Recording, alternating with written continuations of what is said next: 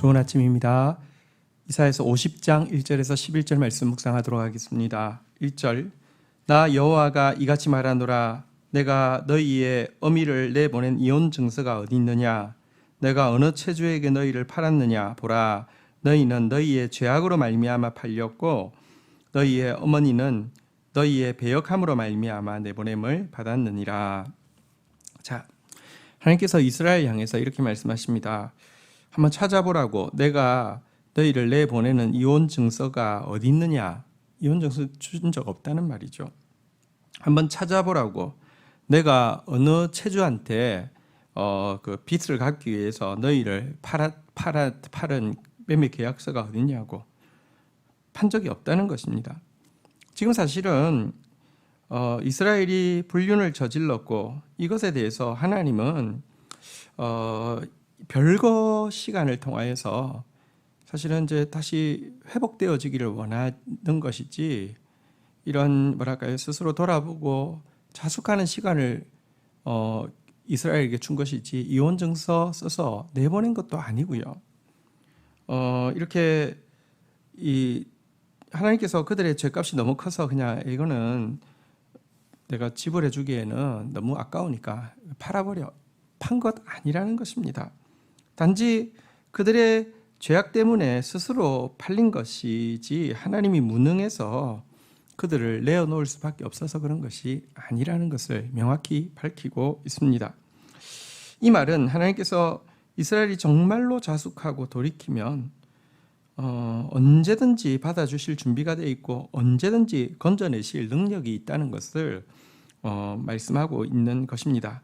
하지만 이스라엘은 전혀 하나님의 마음과 반대로 행동하고 있었죠. 2절 내가 왔어도 사람이 없었으며 내가 불러도 대답할 자가 없으면 어찌 됨이냐. 내 손이 어찌 짧아 구속하지 못하겠느냐. 내게 어찌 건질 능력이 없겠느냐. 보라, 내가 꾸짖어 바다를 마르게 하며 강들을 사막이 되게 하며 물이 없어졌으므로 그 물고기들이 악취를 내며 갈아여 죽으리라. 3절 내가 흑암으로 하늘을 입히며 굵은 배로 덮느니라. 자, 하나님께서 이렇게 별거 기간에 있고 또 스스로 죄악에 팔려서 고통 가운데 있는 이스라엘 향해서 결국은 하나님이 먼저 찾아오십니다. 문제는 하나님이 와도, 하나님이 불러도 나오는 사람도 대답하는 사람도 없다는 사실입니다. 하나님께 도움을 청하지 않습니다.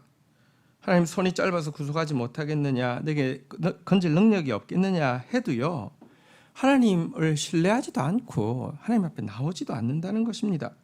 그들의 상황이 아무리 척박하다 할지라도 하나님이 구속하시면 바다와 강을 말리셔서라도 구원의 길을 내시는데 하나님 앞에 나오지 않는다는 것입니다. 그래서 하나님은요, 흑암과 굵은 배로 하늘을 덮어서 더 이상 저들의 사정을 이제 내가 보지도 않을 것이고 더 이상 저들의 탄식을 듣지도 않겠다라고 선언하고 있는 내용입니다. 참 정말 답답한 일입니다. 갈등이 생겨도요, 잘 풀면 도리어 더 관계가 좋아질 수 있는데요, 갈등이 어떤 문제로 인해서 생겼는데 갈등을 풀어가려는 모습을 보고 더 절망하는 경우가 많잖아요. 하나님이 지금 이 갈등이 생긴 이스라엘, 그들의 범죄와 그들의 악행 때문에 갈등을 해결하기 위해서 자숙기간을 가지는데 갈등을 해결하려는 이 기간 가운데 더 절망하게 하나님을 만들고 있습니다. 정말 흑암으로 굵은 배로 입히고 덮여서 아예 보고 싶지도 않다라고 이야기하는 이런 상황의 모습이 이스라엘의 모습이고 또 우리의 모습이기도 하죠. 자, 그런데 이것으로 끝나야 마땅하지만 우리에게는 중보자가 계시죠. 우리에게는 이사야서 하반부에서 집중적으로 나오고 있는 메시아가 계시고요. 우리에게는 하나님과 우리 사이에서 그 갈라진 틈 사이에 서서 이 문제를 대신 해결해 주는 대속주가 계시죠. 4절부터 이어지는 내용은 사실은 제 메시아께서 그 9절까지의 내용은 메시아께서 노래하고 있는 내용입니다. 세 번째 이사야서에 나오는 여호와의 종의 노래 부분인데요. 메시아가 이 하나님의 이 선을 앞에서 무엇이라고 대답합니까? 4절. 주 여호와께서 학자의 혀를 내게 주사 나로 공고한 자를 말로 어떻게 도와줄 줄을 알게 하고 아침마다 깨우치시되 나의 길을 깨우치사 학자들 같이 알아듣게 하시도다. 5절. 주 여호와께서 나의 길을 여셨으므로 내가 거역하지도 아니하며 뒤로 물러가지도 아니하며. 자, 메시아께서는 이렇게 이야기하십니다.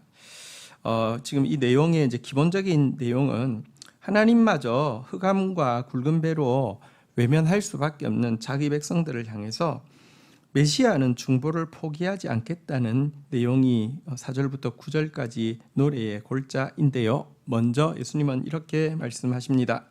하나님께서 학자처럼 알아들을 수 있는 귀를 자기에게 주셨고 학자처럼 공고한 자를 도울 수 있는 입술을 자기에게 주셨다라고 선언합니다.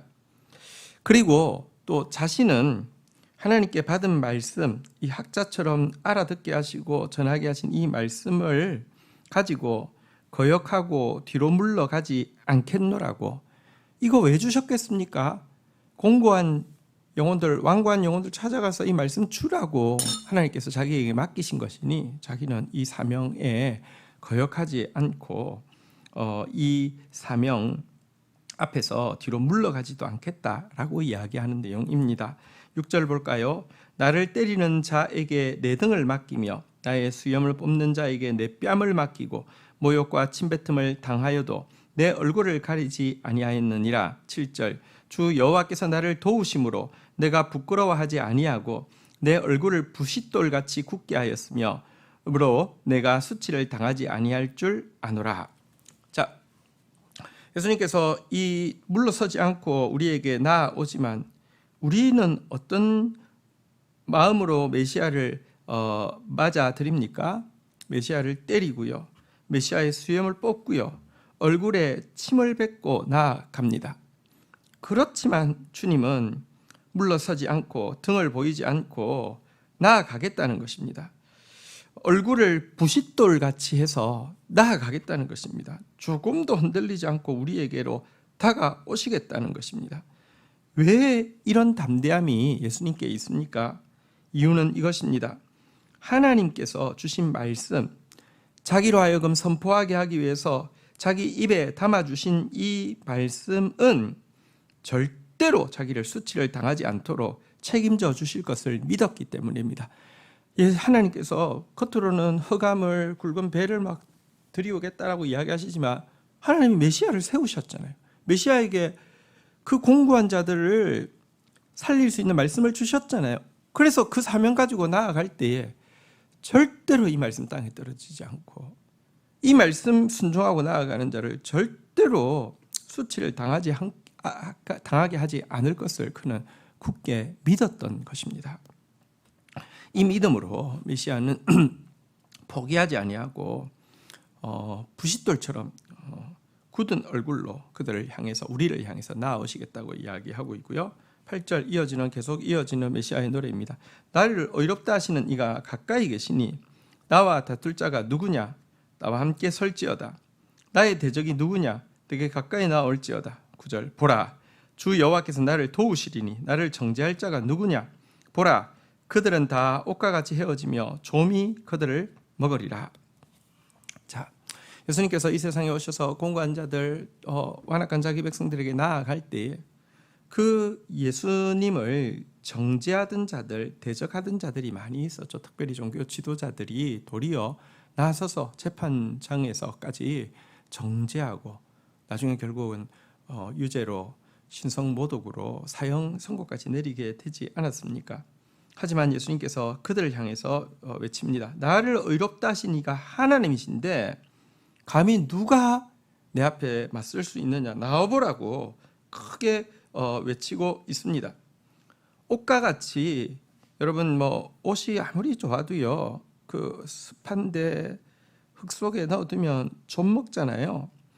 옷과 같이 좀 먹고 헤어질 존재에 지나지 않는 대적들아, 나는 여호와의 도우심을 입는 자인데 감히 이 옷처럼 헤어지고 좀먹을 존재인 너희가 어떻게 나를 정죄할 수 있느냐라고 호통치면서 끝까지 그들이 예수를 죽이기까지 선고하고 나아가도 조금도 흔들림 없이 하나님 바라보고 나아가시겠다는 것입니다. 우리 앞에 나온 메시아의 그 노래에서도 보면요, 내가 공연히 헛되이 수고하고 힘을 다했다라는 말이 절로 나올 정도의 상황을 보고 사람들을 보면 정말 그렇지만 예수님이 어떻게 하셨다고요? 나의 판단은, 나의 봉은 하나님께 있다라고 하고 절대로 하나님 말씀대로 산 거 수치당하지 않는다고 외치고 나아갔더니 그대로 이루어지게 하시는 거 고백하고 있지 않습니까?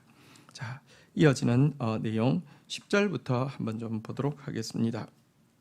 자, 선지자가 이제 메시아의 노래 이후에 백성들에게 격려하고 권고하고 있는 내용입니다. 너희 중에 여호와를 경외하며 그의 종의 목소리를 청종하는 자가 누구냐? 흑암 중에 행하여 빛이 없을지라도 여호와의 이름을 의뢰하며 자기 하나님을 의지할지어다. 선지자는 이 메시아의 노래를 인용하고 나서 이야기합니다. 하나님 경외하는 자, 그의 종의 목소리 청종하는 사람이 누구냐? 비록 지금은 흑암 같고 빛이 없는 중이라 할지라도 하나님을 의뢰하라고, 여호와를 의지하라고 부탁하고 있습니다. 11절, 보라 불을 피우고 횃불을 둘러띈 자여, 너희가 다 너희 불꽃 가운데로 걸어가며 너희가 피운 횃불 가운데로 걸어갈지어다. 너희가 내 손에서 얻을 것이 이것이라. 너희가 고통 중이 있는 곳에 누우리라. 하나님 의지하지 않고 자기 의지하는 자에 대해서는 이렇게 경고하고 있습니다. 보라 불을 피우고 횃불을 둘러띈 자여. 여러분, 어둡다고 내가 스스로 불을 켜고요, 불 하나 켜서 안 될 것 같아서 횃불을 켜가지고요, 어떻게 자기 옆에 둘러서서 글쎄요 무슨 장치를 해가지고 그런 거 있잖아요.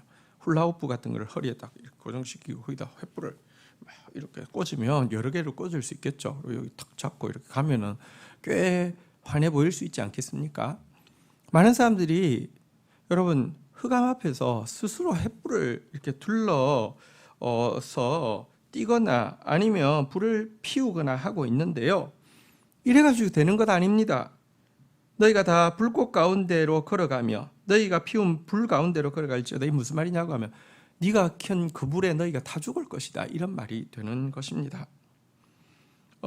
그래서는 안 됩니다. 너희가 내 손에서 얻을 것이 이것이라. 너희가 고통 있는 곳에 누우리라. 불에 타 죽을 것이고요, 도리어 내가 켠 불 때문에 도리어 고통을 당할 것이다 라고 경고하고 있습니다. 하나님 의지해야 합니다. 메시아를 의지해야 합니다. 하나님이 여러분들 손에 능력이 있어서 건져내실 수 있습니다. 징계 시간도 하나님 앞에서, 숙녀의 시간도 하나님 앞에서 내가 나를 돌아보고 나면 갑절이나 축복이 되게 하실 하나님 앞에 하나님 의지하고 나아가는 것이 답입니다. 주신 말씀 붙잡고 기도하며 나가도록 하겠습니다. 주님, 우리를 내버리신 적도 없고 파신 적도 없습니다. 또 우리의 죄로 말미암아 스스로 팔렸고 우리의 간음으로 말미암아 멀어진 저희들에게 당신이 또 안타까운 마음으로 먼저 찾아오시기까지 하십니다. 하지만 우리 안에 하나님 앞에 나아가는 자도, 하나님 앞에 대답하는 자도 없을 정도로 어리석음이 우리 안에 있음을 고백합니다. 주님 앞에 나아가는 자, 주님이 부르실 때에 대답하는 자, 우리가 되어질 수 있도록 은혜를 베풀어 주시기를 원합니다. 이런 우리 모습만으로는 하나님마저 흑암으로 굵은 배로 당신의 얼굴을 가리우시고 귀를 가리우시는 것이 마땅하지만 우리에게 메시아를 허락하여 주셨고 예수님 통하여서 생명의 말씀, 우리같이 아두나자를 깨우칠 학자의 말씀을 허락하여 주셨음을 인하여서 감사합니다. 예수님, 이 말씀 우리에게 전하심에 있어서 물러가지도 아니하고 그 거역하지도 아니하고 뺨을 맡기고 등을 맡기고 모욕을 당하여도 하나님 예수님 포기하지 아니하고 우리에게 오시며 반드시 이 말씀은 땅에 떨어지지 않을 것이라고, 반드시 이 말씀대로 될 것이라고 하는 이 고백, 대적들이 결코 승리할 수 없으며 대적들의 뜻과 반대로 생명은 구원받을 것이라고 외치셨던 그 예수 그리스도의 사역이 우리 앞에 있습니다. 예수님이 그렇게 전해주신 생명의 말씀이 우리 앞에 있습니다. 그러할진대 하나님, 지금 내 눈앞에 흑암이 보인다 할지라도 스스로 불을 켜고 횃불을 둘러 뛰는 자 되지 않게 하여 주시고, 여호와를 경외하며 그 종의 목소리를 청종하며 여호와를 의뢰하고 하나님 의지하는 자 되어져서 참 빛으로, 참 회복으로, 참 역전으로 우리를 인도하시는 하나님의 섭리를 볼 수 있도록 도와주옵소서. 예수님의 이름으로 기도 올립니다. 아멘.